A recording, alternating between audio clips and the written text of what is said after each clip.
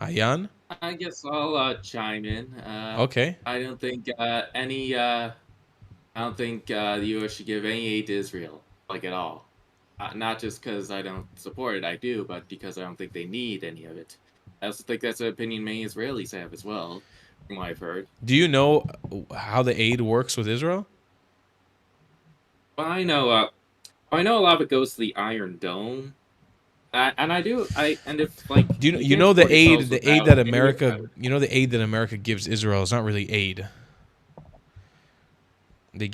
well, yeah, They give I Israel know a lot of it's discounted on loan, but like, they give Israel discounted weapons it's like, contracts. yeah, It's not really I mean, aid. Like Israel's not in a position where it needs aid. Like it doesn't need. It's not like Yemen or Egypt or like we don't have Baruch Hashem. We don't have like starving populations in our country. God bless, because this country's done a good job. You know, it's yeah. You basically somebody just wrote it. It's like coupons. Like we get discounted weapons contracts that lock us into the American weapons industry. And we end up boosting the American economy by purchasing weapons from them and parts of weapons.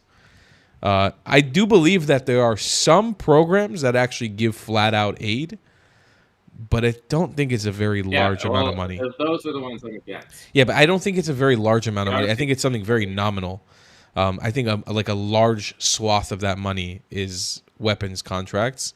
You know what? I kind of agree with you too. I don't think that we should have weapons contracts. I think we should diversify at the very least those weapons contracts with other countries, just because America uh, hasn't always had Israel's best interest in it.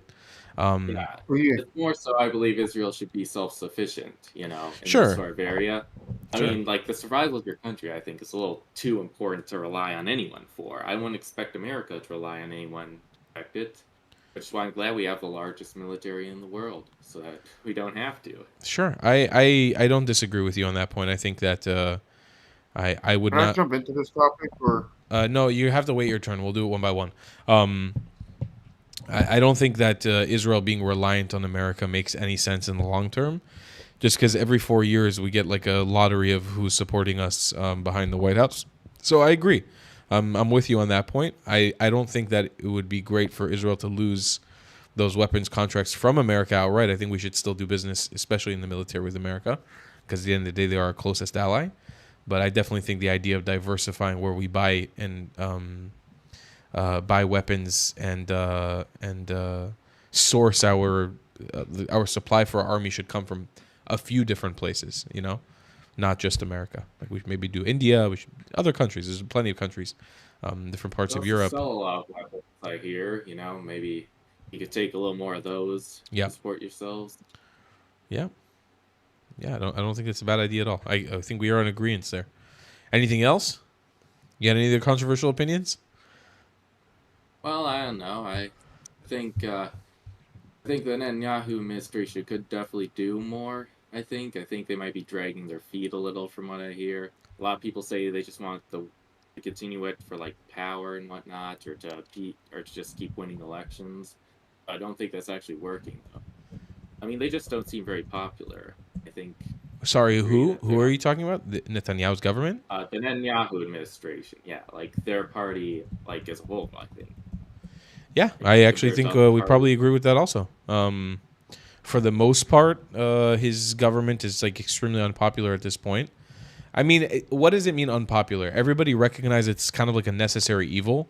I think that most of us don't want him in power after this war. It's just we're a little bit afraid of what happens if we're not, if we don't have him right now, or his Oh, Likud government. I think that's a problem though, because if they know that, then then that's all the more reason to keep this war going, because then they could keep people afraid to vote him out, because what'll happen. I think the thing is that this is a gross misunderstanding of how Israeli society works. I think people don't understand that we want this war to continue as long as it needs to continue to stop from what October 7th happened from ever happening again.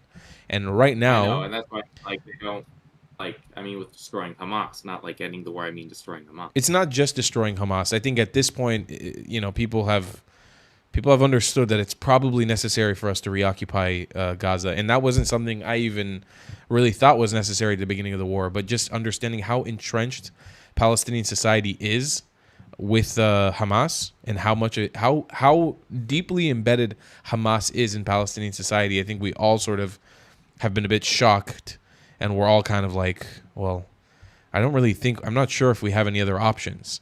So it's not like, I understand where that's coming from if this was America. If this is America, and it'd be like, all right, then Bibi's just going to undermine everything, and he's going to just stay in power forever.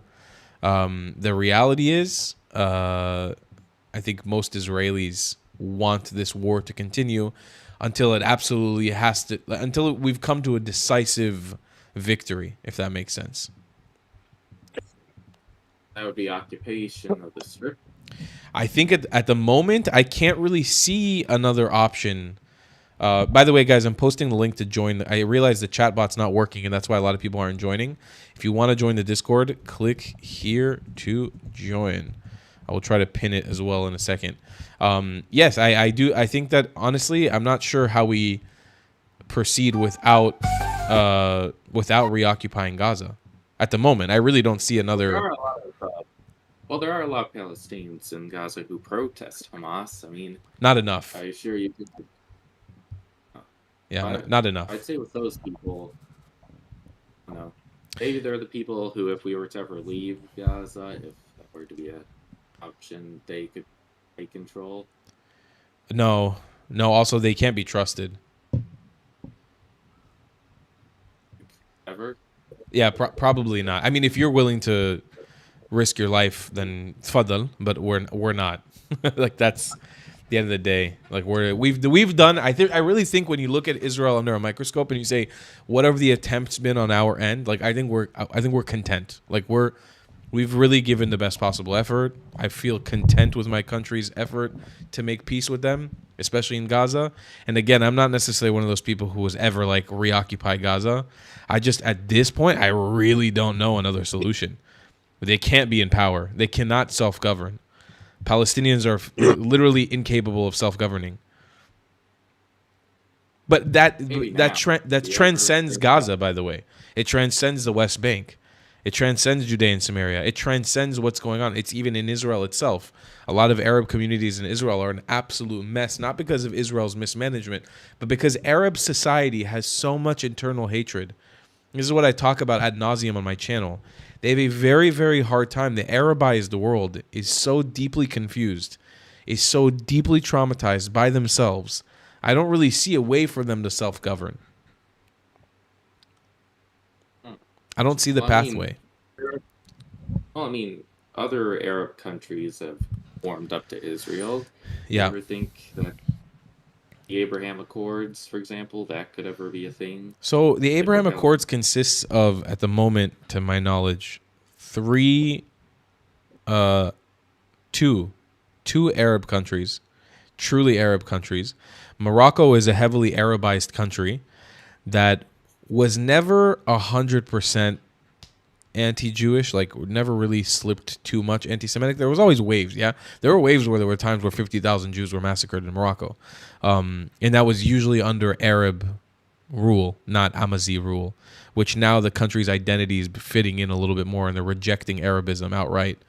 But the only two countries that have really accepted the Abraham Accords that are real Arab countries are Bahrain and the UAE. Those are real Arabs. Those are like actual legitimate Arabs.